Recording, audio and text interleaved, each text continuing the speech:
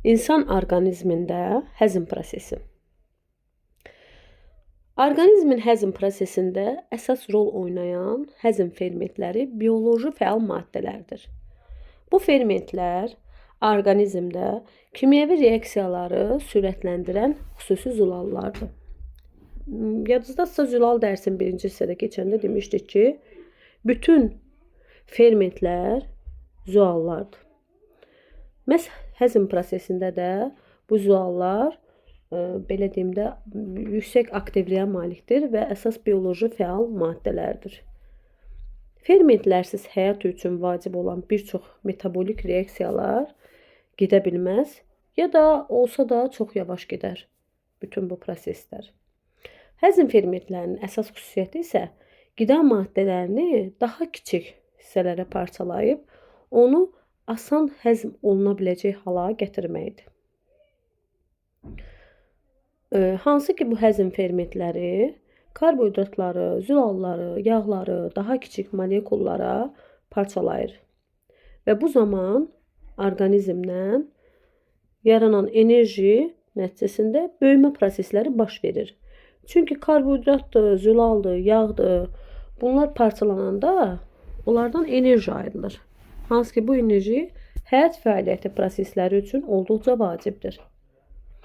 Həzm prosesində ağız suyu, mədə və mədəaltı vəzlərinin bağırsaqların hüceyrələri tərəfindən ifraz olunan onlarca müxtəlif fermentlər iştirak edir.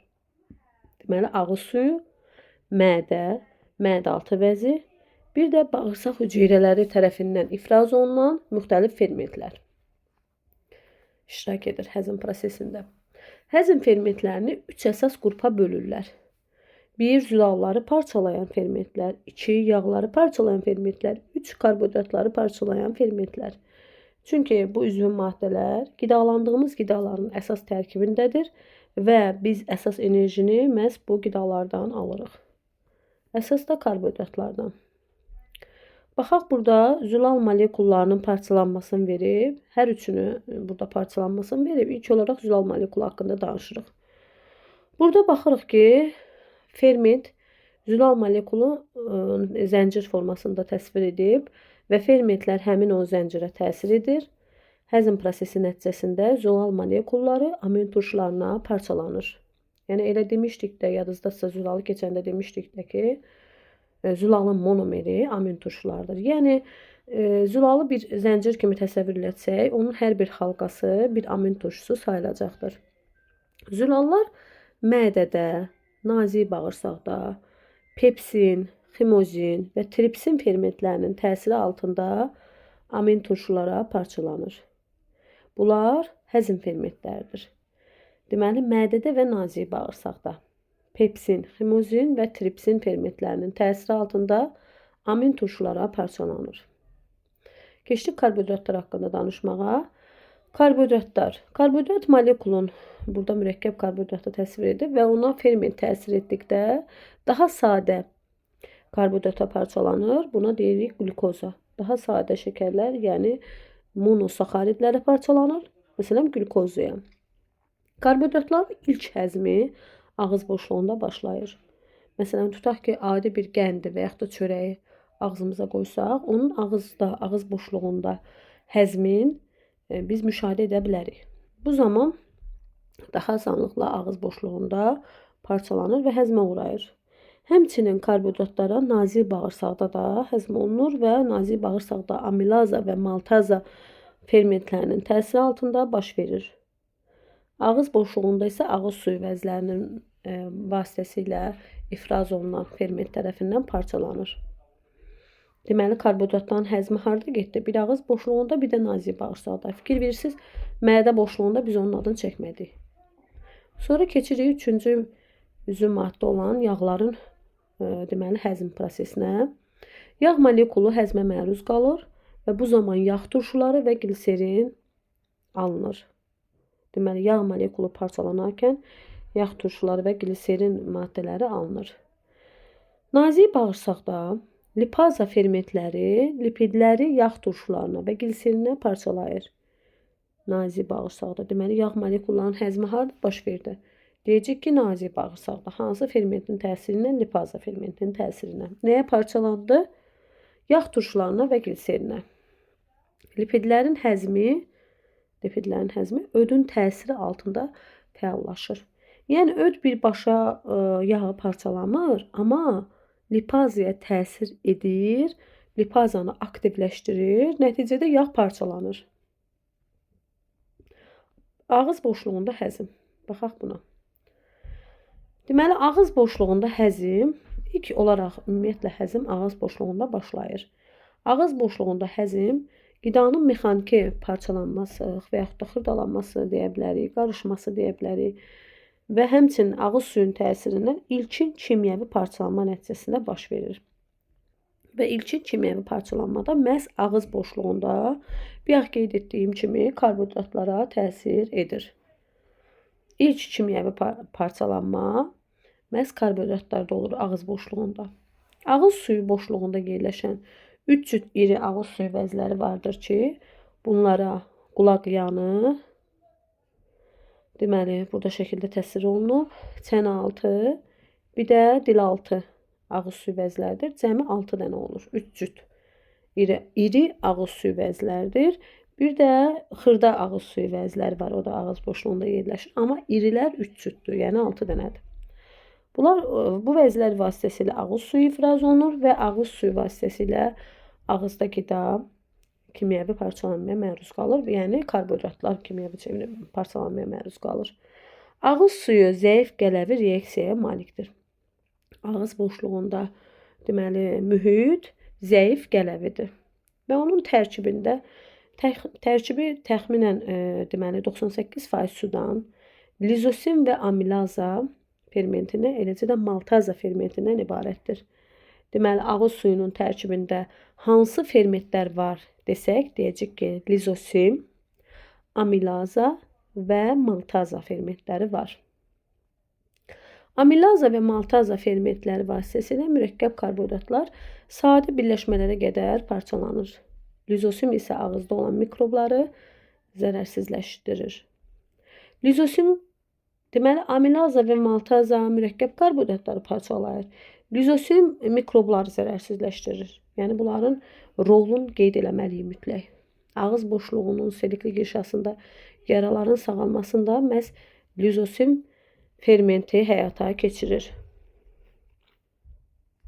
Sonra burada deməli mədədə həzm var. Mədədə həzmə diqqət edirik.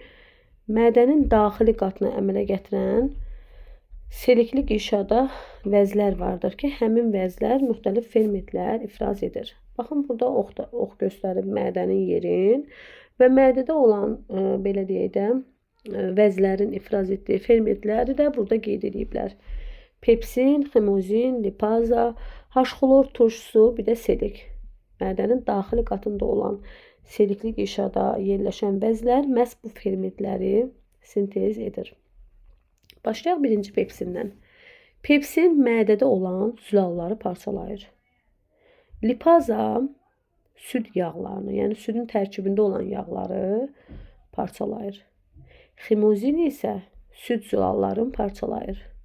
Deməli, pepsin zülalları, məsələn, bitki zülalları ola bilər buna, misal olaraq. Lipaza süd yağlarını, ximozin süd zülallarını parçalayır. Xlorid turşusu dedik olur mədədə. Həmin o xlorid turşusu da mədə vəzləri tərəfindən ifraz olunur və bu xlorid turşusunda həzm prosesi 36-37 dərəcə temperaturda gedir. Xlorid turşusunun sayəsində mədədə mühit turş mühitli olur. Turş mühitin hesabına mədədə olan fermentlər aktivləşir, fəallaşır və mədənin belə deyək də aktiv hərəkət etməsinə, həzm prosesinin aktiv getməsinə, fəal getməsinə, hərəkət fəaliyyətinə səbəb olur. Eləcə də mədənin divarlarında turşunun təsirindən və qidanın tərkibində olan qıcıqlandırıcı maddələrdən qoruyur mədənin divarlarını. Həmin deməli mədənin divarlarında olan selik mikrobları məhv edir. Yəni haşxlorun orada olmağı, xlorid turşusunun orada olmağı mikrobların, xəstəlik törədən mikrobların da məhvinə səbəb olur.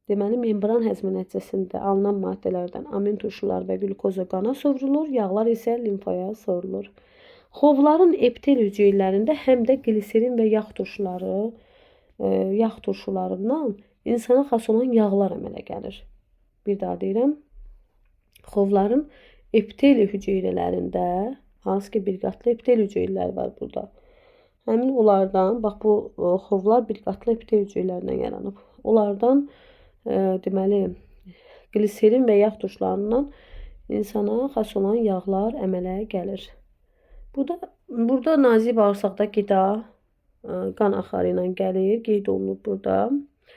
Və nazik bağırsağın divarından keçir.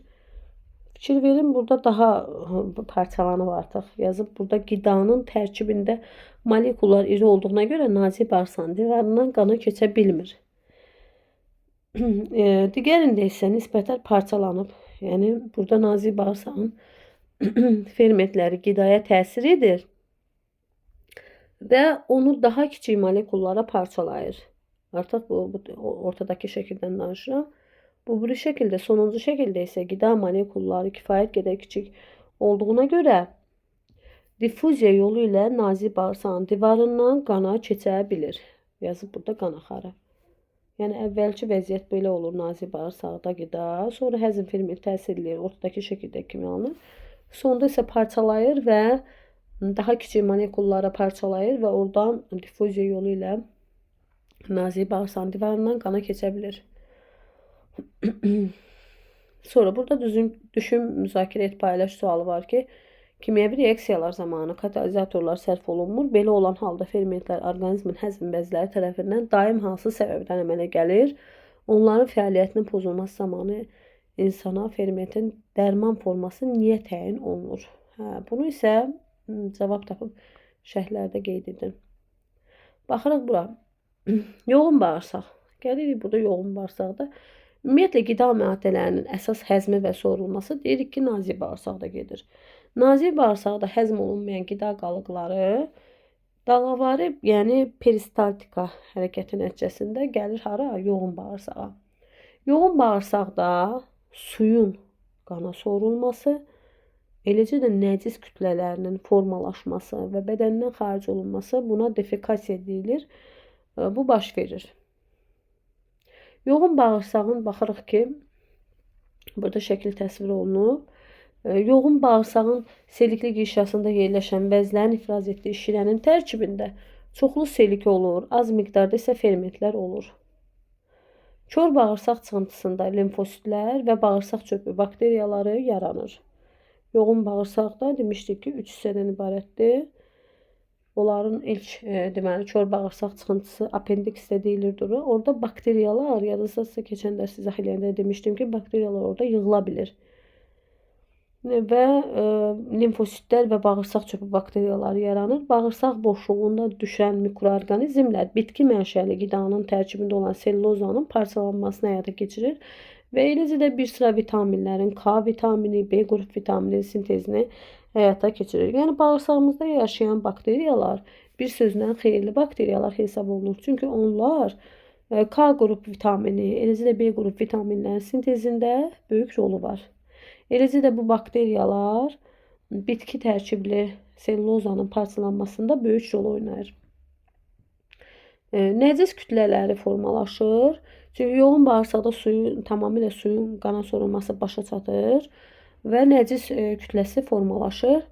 Nəcis kütlələrin diafraqmanın və qarın əzələlərin iştirakı ilə isə bədəndən xaric olunur. Burada isə sxemdə şəkli verilib, necə xaric olunmanın.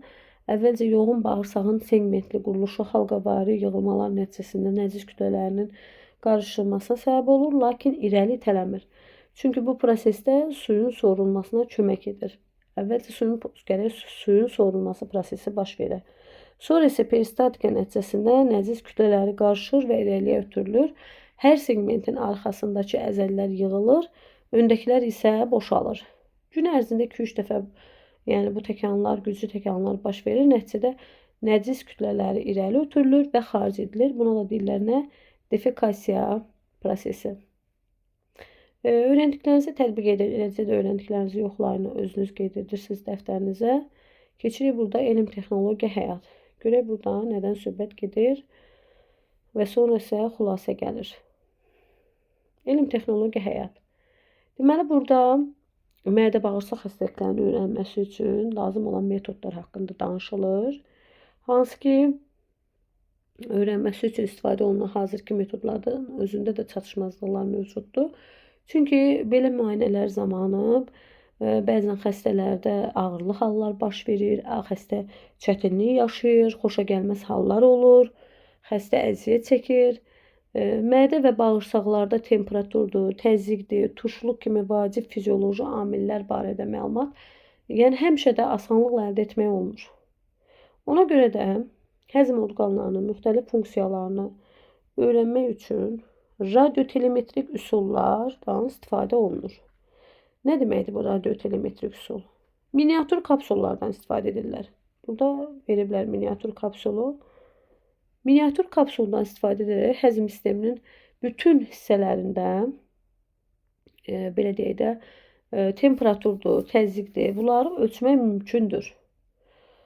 Radiotelemetriyanın iş prinsipi də həzm sistemindən keçərək ətraf mühitdə baş verən müəyyən fizikidir, kimyəvidir, fizioloji dəyişikliklərə reaksiya verməkdir. Radiokapsuldan gələn radiosiqnal xüsusi qəbul edici tərəfindən asanlıqla qeydə alınır və analiz edilir ki, məhz burada temperaturu və yaxud da təzyiq necədir. Hazırda müalicəvi məqsədlər üçün, eləcə də diaqnostik üçün, ilk diaqnostik məlumatlar üçün nəzərdə tutulmuş çoxlu sayda müxtəlif radioelektron kapsullar mövcuddur. Hansı ki, yəni mədə bağırsaq problemi olanlar üçün ilk olaraq bunu təklif edirlər, bu metodlar təklif edirlər ki, məlumat ala bilsinlər. Sonra burada aşağıda həzm sisteminin avtonom elektrostimulyatorları fizioterapevtik və stimullaşdırıcı təsir edir. Bunu göstərib təsvir ediblər. Belə bu qədər. Burada isə xülasə ümumiləşdirici tapşırıqların müəyyən bir qismini oxumuşuq. Əsas mövzunun izahı idi. Belə bu qədər.